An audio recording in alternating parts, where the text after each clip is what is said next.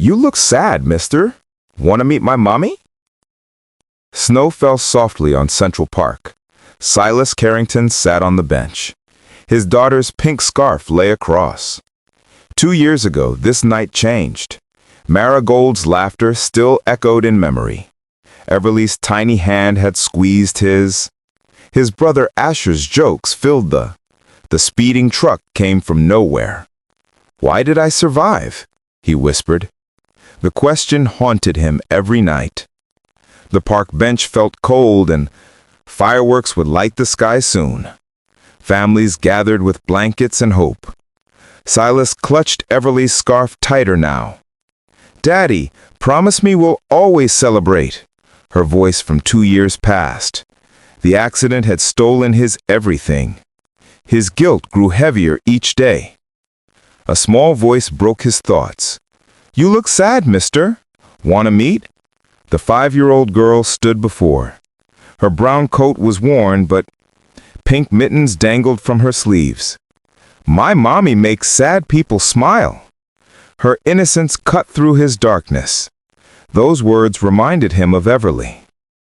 Juniper Calloway tilted her head curiously. Her mother Rowena searched for her. "Juniper, don't bother the nice man." Rowena approached with gentle embarrassment showing. Her blonde hair caught the lamplight. She carried a bag of crackers. "I'm sorry, she's very friendly tonight." "Please don't apologize," Silas said softly. Something about this child touched him. "She reminds me of someone special." His voice cracked with old pain.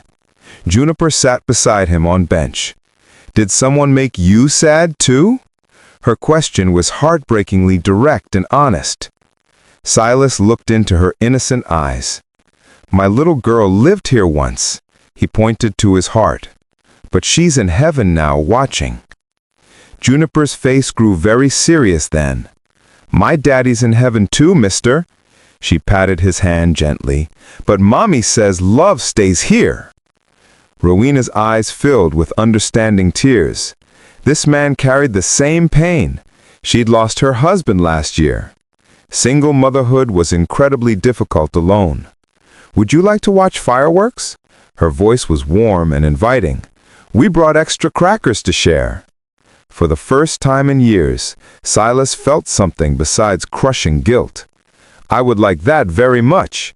He stood slowly, clutching Everly's scarf. The three walked toward the. Juniper skipped between them both happily. "This feels like family," she said. The fireworks began painting the sky. Rowena and Silas talked about loss, about finding strength through terrible grief. Juniper fell asleep against his shoulder. "She doesn't trust strangers usually, Rowena, but you feel safe to her." "I haven't felt safe in years." Silas adjusted the sleeping child gently. "Maybe she sees something Rowena studied his weathered, handsome face. "Sometimes children see what we've." Pain and hope mixed in silence. Over the next few weeks passed. Silas visited Rowena and Juniper often. He brought books and warm clothes. Their tiny apartment became his sanctuary. But guilt gnawed at his conscience. His company's redevelopment project threatened homes. Theirs was on the demolition list. "Why are you crying, Mommy?" Juniper asked one cold morning quietly. Rowena held the eviction notice tightly. They had 30 days to. "We have to find somewhere," her voice broke with desperation now, "somewhere new to call our home." Silas arrived with coffee and pastries. He saw the notice immediately. His blood turned ice cold inside. Carrington Industries owned this entire block. His signature was on these. "Rowena, I need to tell you." His voice trembled with shame. "Tell me what, exactly?" she asked. The truth would destroy this fragile. My company owns." He couldn't finish the devastating sentence. Rowena's face went completely white then. "You knew this the time?" Betrayal cut deeper than any. "I'm going to fix this." Silas reached for her shaking hands. "I'll stop the entire project immediately." Rowena pulled away from him completely. You were just pretending to." Tears streamed down her face. "Playing with our hearts like—" Juniper looked between the adults confused. "Why is everyone sad now, Mommy?" Her innocent question broke Silas's heart. "Did I make you sad?" she asked him with worry. "No, sweetheart. I made myself." The next day, Silas called. He ordered the project stopped completely. His board members were absolutely furious. "You're destroying millions in profit potential."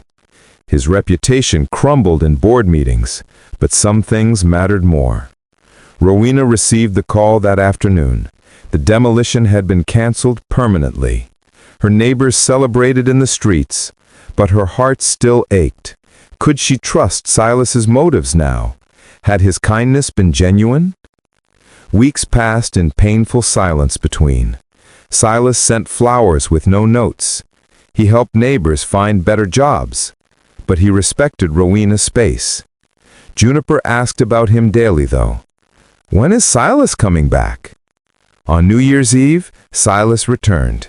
He sat on the same bench. Snow fell just like before. Juniper saw him from her window. "Mommy, he looks sad again today." She grabbed her coat immediately. "I'm going to help him."